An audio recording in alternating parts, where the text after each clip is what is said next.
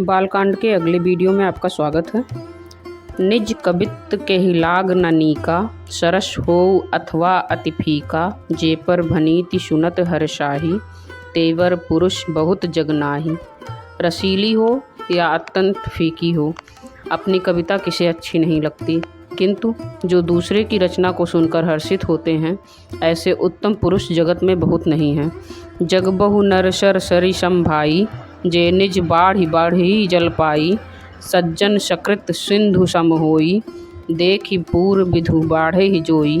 हे भाई, जगत में तालाबों और नदियों के समान मनुष्य ही अधिक हैं, जो जल पाकर अपनी ही बाढ़ से बढ़ते हैं, अर्थात अपनी ही उन्नति से प्रसन्न होते हैं।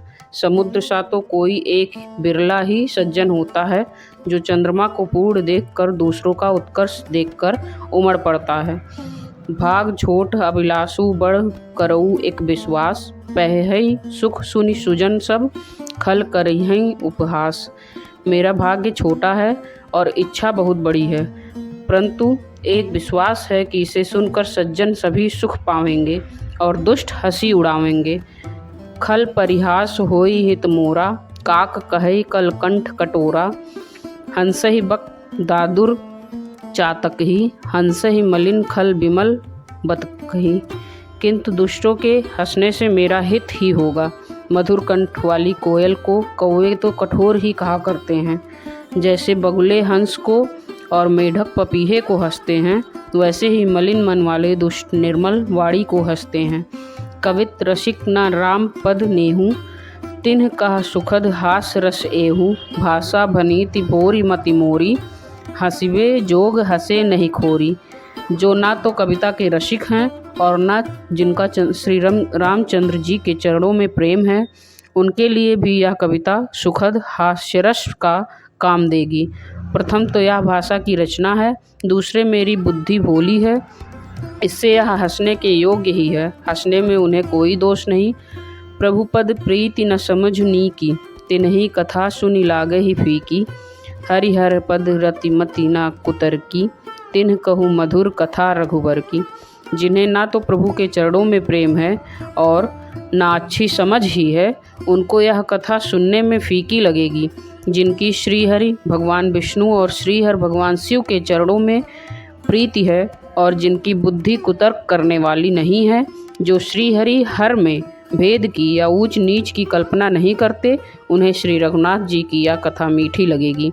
राम भगति भूषित जिय जानी, सुनहि सुजन सरहि सुबानी, कभी ना हो नहीं वचन प्रवीणु, सकल कला सब विद्याहीनु। सज्जनगण इस कथा को अपने जी में श्री राम जी की भक्ति से भूषित जानकर सुंदरवाणी से सराहना करते हुए सुनेंगे। मैं ना तो कवि हूँ, न वाक्य रचना में ही कुशल हूँ, मैं तो सब कलाओं तथा सब विद्याओं से रहित हूँ। आखर अर्थ अलंकृत नाना, छंद प्रबंध अनेक विधाना, भाव भेद रस भेद अपारा, कवित दोष गुण विविध प्रकारा। नाना प्रकार के अक्षर, अर्थ और अलंकार, अनेक प्रकार की छंद रचना, भावों और रसों के अपार भेद और कविता के भांति भांति के गुण दोष होते हैं। कवित विवेक एक नहीं मोरे, सत्य कहूँ लिखि कागद कोरे, इनमें से काव्य संबंधी एक भी बात का ज्ञान मुझ में नहीं है। यह मैं कोरे कागज पर लिखकर शपथ पूर्वक सत्य सत्य कहता हूँ। भनिति मोरी सब गुण रहित, विश्व विदित गुण एक, सो विचारि सुनिहै सुमति, जिनके विमल विवेक। मेरी रचना सब गुणों से रहित है, इसमें बस जगत प्रसिद्ध एक गुण है, उसे विचार कर अच्छी बुद्धि वाले पुरुष जिनके निर्मल ज्ञान है, इसको सुनेंगे। एहि में ही रघुपति नाम उदारा, अति पावन पुराण श्रुति सारा, मंगल भवन अमंगल हारी, उमा सहित जेहि जपत पुरारी। इसमें श्री रघुनाथ जी का उदार नाम है, जो अत्यंत पवित्र है, वेद पुराणों का सार है, कल्याण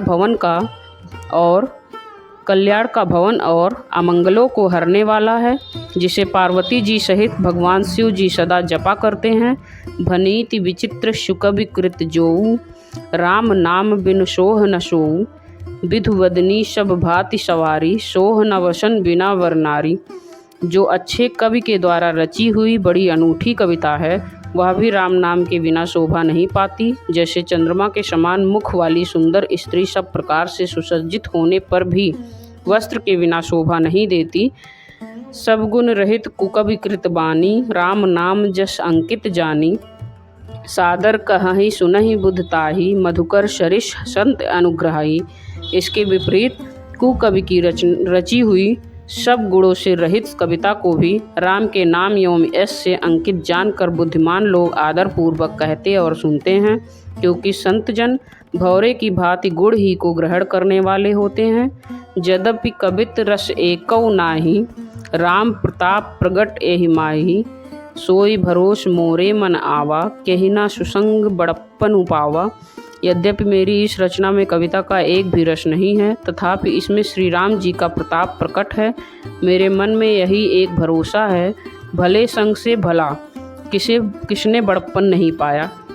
धूमो तजई सहज करुआई, अगरु प्रसंग सुगंध बसाई। भनीति भदेश वस्तु भली करनी, राम कथा जग मंगल करनी।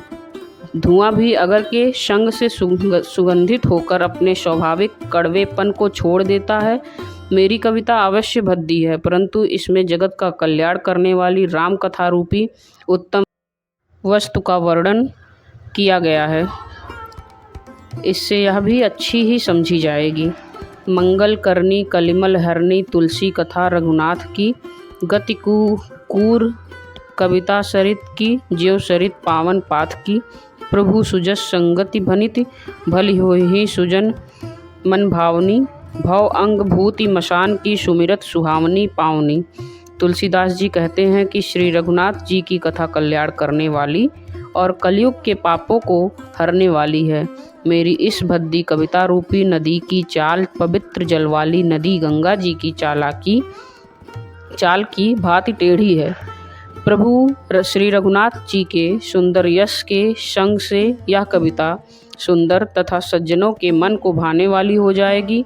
शमशान की अपवित्र राख भी श्री महादेव जी के अंग के संग से सुहावनी लगती है और स्मरण करते ही पवित्र करने वाली होती है। प्रिय लागहि अति सबहि मम, भनिति राम जस संग। दारु विचारु की करई को, बंदिय मलय प्रसंग। श्री राम जी के यश के संग से मेरी कविता सभी को अत्यंत प्रिय लगेगी। जैसे मलय पर्वत के संग से काष्ठ मात्र वंदनीय हो जाता है, फिर क्या कोई काठ का विचार करता है। श्याम सुरभि पय विशद, अति गुनद करही सब पान। गिरा ग्राम में सिय राम जस, गावहि सुनहि सुजान। श्यामा गौ काली होने पर भी उसका दूध उज्जवल और बहुत गुणकारी होता है, यही समझकर सब लोग उसे पीते हैं। इसी तरह गवारू भाषा में होने पर भी श्री सीता राम जी के यश को बुद्धिमान लोग बड़े चाव से गाते और सुनते हैं। मणि मणिक मुकुता छवि जैसी, असगिरी जस गज सिर सोह न तैसी। नृप क्रीट तरुणी तनुपाई, लहई शकल शोभा अधिकाई। मणि मणिक और मोती की जैसी सुंदर छवि है, वह सांप पर्वत और हाथी के मस्तक पर वैसी शोभा नहीं पाती। राजा के मुकुट और नवयुवती स्त्री के शरीर को पाकर ही ये सब अधिक शोभा को प्राप्त होते हैं।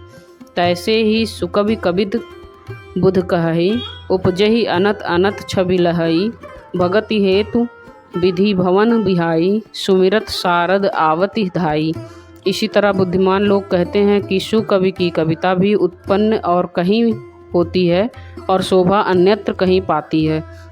अर्थात कवि की बाणी से उत्पन्न हुई कविता वहाँ शोभा पाती है जहाँ उसका विचार प्रचार तथा उसमें कथित आदर्श का ग्रहण और अनुसरण होता है। कवि के स्मरण करते ही उसकी भक्ति के कारण सरस्वती जी ब्रह्मलोक को छोड़कर दौड़ी आती हैं। रामचरित सर बिनु अनहावे, सो श्रम जाय न कोटि उपाय। कवि कोविद अस हृदय विचारी, गावहि हरि जस कलिमल हारी। सरस्वती जी की दौड़ी आने की वह थकावट रामचरित रूपी सरोवर में उन्हें नहलाए बिना दूसरे करोड़ों उपायों से भी दूर नहीं होती। कवि और पंडित अपने हृदय में ऐसा विचार कर कलयुग के पापों को हरने वाले श्रीहरि के यश का ही गान करते हैं। कीन्हे प्राकृत जनगुण गाना, सिर धुन गिरा लगत पछिताना। हृदय सिंधु मति सीप समाना, स्वाति शारदा कहई सुजाना। संसारी मनुष्यों का गुणगान करने से सरस्वती जी सिर धुन कर पछताने लगती हैं कि मैं क्यों इसके बुलाने पर आई। बुद्धिमान लोग हृदय को समुद्र, बुद्धि को सीप और सरस्वती को स्वाति नक्षत्र के समान कहते हैं। जो वर्षई वरबार विचारू, हो ही कवित मुक्ता मणि चारू।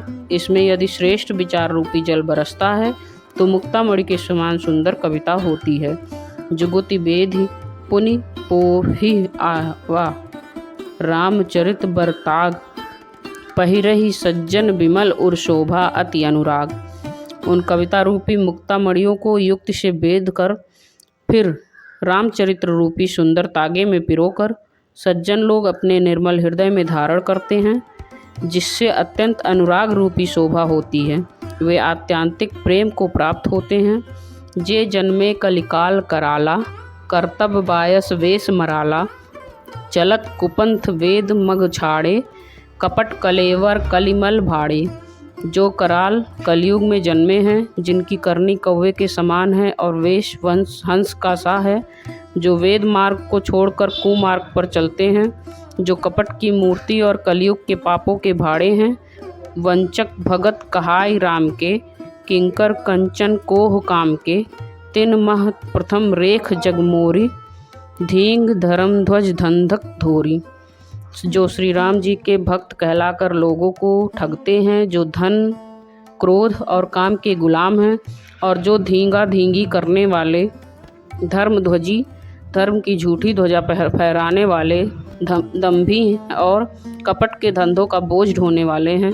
संसार के ऐसे लोगों में सबसे पहले मेरी गिनती है। जो अपने अवगुण सब कहूँ, बाढ़ई कथा पार नहीं लऊँ। ताते मैं अति अलप बखाने, थोरे मोह जाने ही सयाने।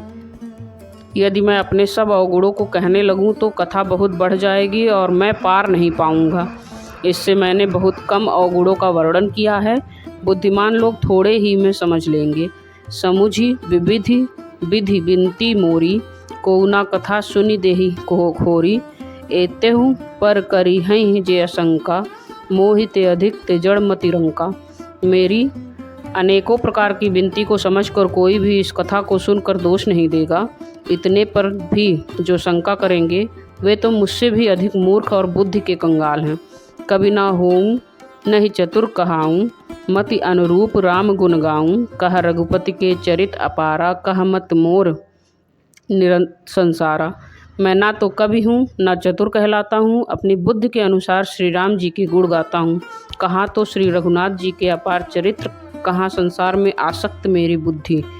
जय ही मारुत गिरिमेरु उड़ाई, कहऊ तूल के ही लेखे माही। समुझत अमित राम प्रभुताई, करत कथा मन अति कदिराई। जिस हवा से सुमेरु जैसे पहाड़ उड़ जाते हैं, कहिए तो उसके सामने रुई किस गिनती में है। श्री राम जी की असीम प्रभुता को समझकर कथा रचने में मेरा मन बहुत हिचकता है। शारद शेष महेश विधि, आगम निगम पुराण। नेति नेति कहि जासु गानु, गुण करही निरंतर गान। सरस्वती जी, शेष जी, शिव जी, ब्रह्मा जी, शास्त्र, वेद और पुराण, ये सब नेति नेति कहकर पार नहीं पाकर ऐसा नहीं कहते हुए सदा जिनका गुणगान किया करते हैं। सब जानत प्रभु प्रभुता सोई, तदपि कहे बिनु रहा न कोई। तहाँ वेद अस्कारण राखा, भजन प्रभाव भातु बहुभाषा। यद्यपि प्रभु श्री रामचंद्र जी की प्रभुता को सब ऐसी अकथनीय ही जानते हैं, तथापि कहे बिना कोई नहीं रहा। इसमें वेद ने ऐसा कारण बताया है कि भजन का प्रभाव बहुत तरह से कहा गया है, अर्थात भगवान की महिमा का पूरा वर्णन तो कोई कर नहीं सकता, परंतु जिससे जितना बन पड़े उतना भगवान का गुणगान करना चाहिए, क्योंकि भगवान के गुणगान रूपी भजन का प्रभाव बहुत ही अनोखा है। उसका नाना प्रकार से शास्त्रों में वर्णन है। थोड़ा सा भी भगवान का भजन मनुष्य को सहज ही भवसागर से तार देता है। बालकांड का अगला भाग सुनने के लिए चैनल को सब्सक्राइब कीजिए।